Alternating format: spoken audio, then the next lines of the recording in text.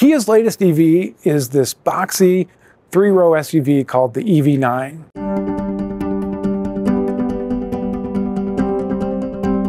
In both size and in mission, you can think of it like an electric Telluride. And that's a big deal because this is really the first electric entry in the popular mid-size three-row SUV category, where vehicles like the Ford Explorer, Toyota Highlander, Chevy Traverse, and of course the Kia Telluride sell by the hundreds of thousands a year in the US. Sure, there are a couple three-row EV entries today, such as the Rivian R1S or the Tesla Model X, but both of those cost way more money.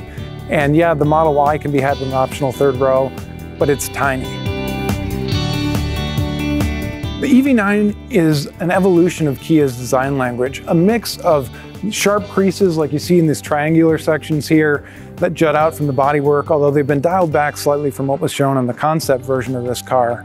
This is definitely not a teardrop-shaped SUV, and the high and relatively flat roofline makes for excellent headroom in both the second and third row, even for extremely tall adults like me. The EV9 will come in either 6 or 7 passenger versions, and these second row buckets have generous fore-aft adjustability.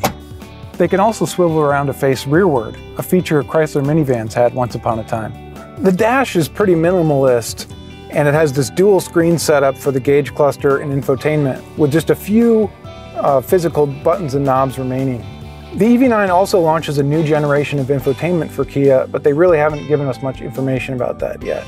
Kia isn't talking about powertrain details yet either, but we expect it to be available with a single rear motor or a dual motor setup for all-wheel drive, with the longest range variants coming in at around 300 miles. Pricing and availability hasn't been announced yet either, but we expect it to be in the $50,000 to $70,000 range, and it will be on sale at the very end of 2023 or early 2024.